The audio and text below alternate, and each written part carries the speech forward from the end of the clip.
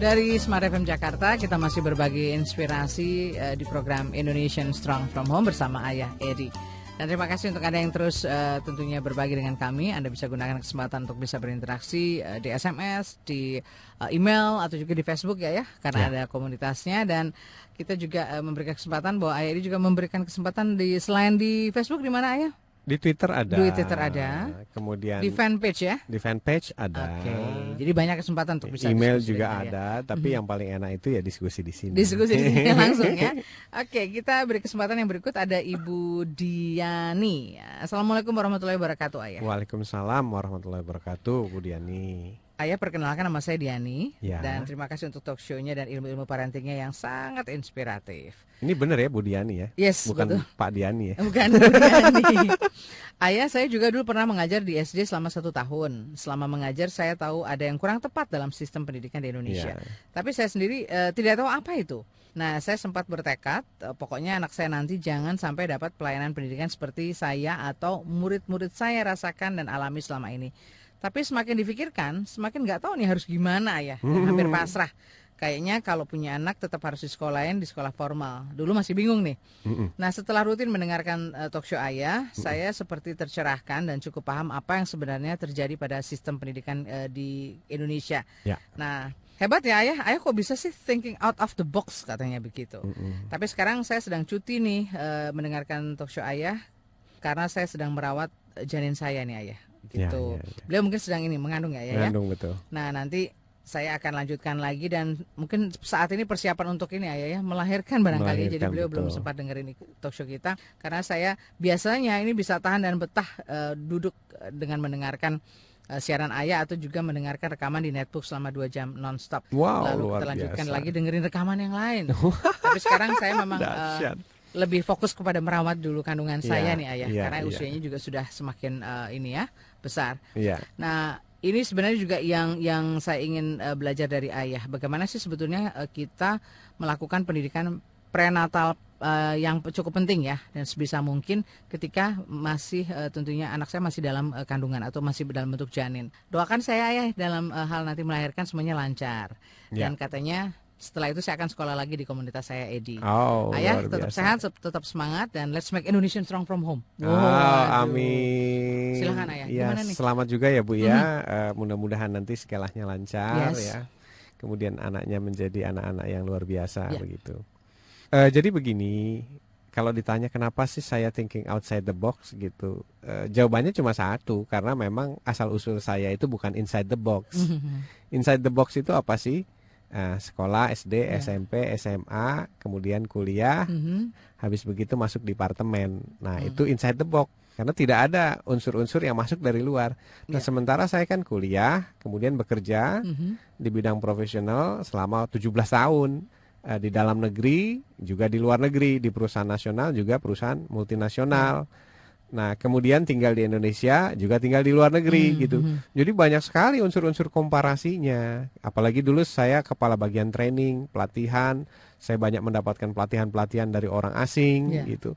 Jadi saya tahu betul bagaimana mendidik dan menciptakan seorang profesional yang ahli di bidangnya dan berkarakter.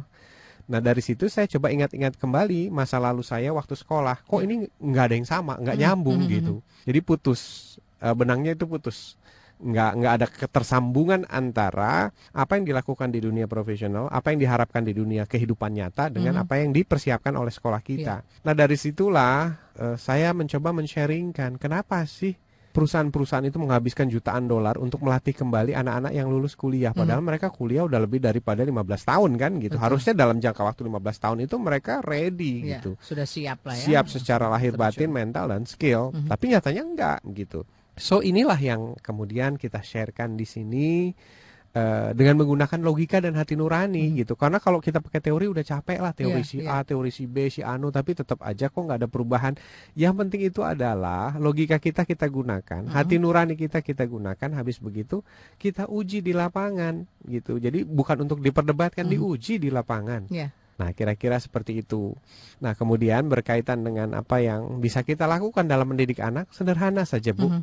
Ikuti apa yang dikatakan Einstein. Manusia adalah satu-satunya spesies yang diberikan kemampuan berpikir. Jadi itu adalah anugerah terbesar Tuhan. Maka latihlah cara berpikir anak. Nah, bagaimana cara melatih berpikir anak? Ya, gampang. Caranya tanya mereka, suruh mereka menjawab sendiri berdasarkan temuan, pengalaman, observasi mereka sendiri, bukan observasi orang lain yang ditulis di buku. Nah, itu kehancuran sistem pendidikan itu letaknya di sana. Jadi anak-anak itu nggak pernah punya self atau individual experience, nggak punya individual opinion. Jadi nggak punya opini individu, nggak punya pengalaman pribadi.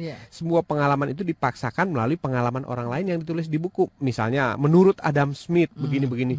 Ya sebenarnya itu kan Adam Smith. Anak kita kan bukan Adam Smith. Harusnya dia kita tantang untuk men-challenge Adam Smith. Di mana letak keberbedaan kamu dengan Adam Smith. Nah, pada saat anak-anak kita berbeda, menjawab soal-soal berbeda, baru itu otaknya berpikir.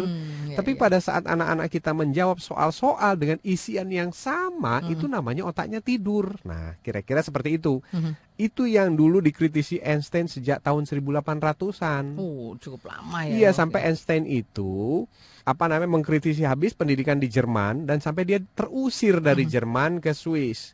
Nah, di Swiss itulah dia jadi jenius. Kemudian justru diperbutkan 3 negara itu ya. Satu Jerman diminta pulang ke Jerman, yang kedua diminta tinggal di Swiss, dan yang ketiga Eisenhower itu memberikan hadiah begitu kewarganegaraan Amerika. Waduh. Dan akhirnya diperbutkan 3 negara. 3 negara betul. Sejarahnya begitu. Akhirnya Einstein memilih untuk tinggal di Amerika. Nah, kira-kira seperti itu. Nah, berkaitan dengan pranatal. Pranatal itu sederhana, Bu. Apa yang ibu alami, apa yang ibu rasakan, apa yang ibu perbuat itu direkam oleh baby. Oh, oke. Gitu. Jadi kalau ibu tanya pendidikan prenatal itu seperti apa? Ya, perbaiki diri, perbaiki pikiran, perbaiki perilaku. Maka rekaman itu nanti yang masuk di prenatal. Jadi kita berkata-kata santun, sopan, itu juga yang didengar oleh anak kita di prenatal. Sesederhana itu. Nah, sesulit itu juga untuk merubahnya. Kira-kira.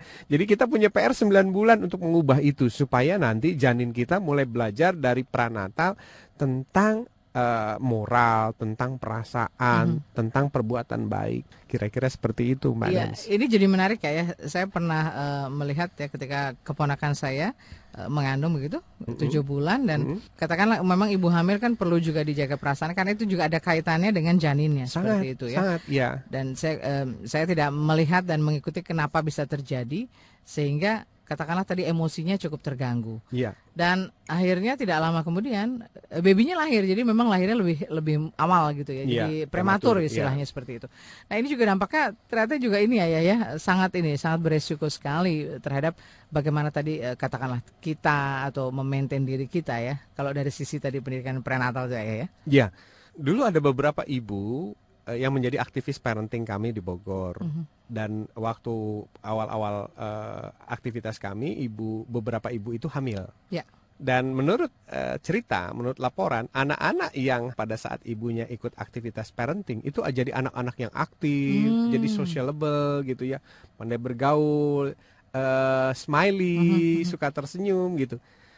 Ya, saya tidak melakukan riset dalam hal itu, tapi dari cerita-cerita itu menguatkan teorinya, menguatkan hasil risetnya bahwa memang berpengaruh apa yang dilakukan oleh orang tuanya saat dia mengandung. Kira-kira seperti itu. Jadi kalau kita tanya seperti apa sih pendidikan prenatal, kayak ada yang mendengarkan radio kemudian speakernya ditempel ke perut. Kalau menurut saya tidak perlu se-ekstrim itu. Pada saat orang tuanya mendengar kemudian perasaannya terbangun positif, itu akan dikirim signalnya ke dalam baby kita begitu. Jadi hal-hal positif yang dialami orang tuanya akan dialami anaknya. Termasuk juga orang tuanya sakit, anaknya akan sakit. Orang tuanya ini, anaknya akan begitu. Kira-kira seperti itulah. Jadi 2 in 1 sebenarnya itu ya. 2 jiwa berada dalam satu tubuh begitu, dan dirasakan sama. Betul. Oh, ini menariknya adalah sebenarnya sebuah komunikasi ya yang sudah kita bangun ya sejak komunikasi dini, alam bawah sadar. Ya, sejak dini. Pada saat otak-otak sel-sel saraf dasar itu terbangun ya. Embrio-embrio otak itu terbangun. Kenapa? Karena menurut Kazuo Murakami, peneliti genetika dari Jepang ya, pemenang Japan Research Awards, mengatakan bahwa sistem genetika itu sangat berpengaruh terhadap emosional orang tua. Cara berpikir orang tua, sikap orang tua, itu sistem genetika itu sifatnya dorman katanya. Dorman itu netral. Jadi pada saat orang tuanya melakukan positif, maka yang tumbuh adalah positif. pada saat orang tuanya banyak melakukan hal negatif, maka genetika itu akan mengarah ke sana begitu. Kira-kira seperti itu. Nah, kalau Pak Masaru Emoto melakukan lewat air. Ya. Kalau air jelas sekali itu kelihatan di mikroskop ya, bahwa kalau kita berucap negatif, airnya berubah jadi keruh. Air yang sama. Kalau kita berpikir saja belum berucap positif, dia sudah berubah mengkristal. Kira-kira seperti itu. Jadi ada beberapa hal yang memang itu dalam bentuk metafisik ya. Jadi kekuatan yang ada kasat di mata, kita betul. Itu yang juga punya ini ya, punya sisi, punya kekuatan yang luar biasa. Jadi itu tinggal kita bagaimana memanfaatkan ya. Apakah memanfaatkan dalam sisi yang baik? Iya, makanya kami menghimbau kepada para pasangan, terutama para suami ya, yang istrinya sedang hamil. Kalau bisa lebih berusaha memahami, perhatian, peduli, lebih care, kira-kira seperti itu. Oke, dan kita juga masih care dengan Anda karena kita masih akan lanjutkan lagi di sesi berikutnya. Terima kasih untuk Bu Diani, semoga ini juga menjawab dan ada manfaat yang bisa langsung dipetik dan nanti bisa langsung diaplikasikan. Ayah Edi, jangan kemana-mana ya, kita akan kembali lagi ya. Baik. Selepas informasi berikut ini, tetap bersama kami di Indonesian Strong From Home.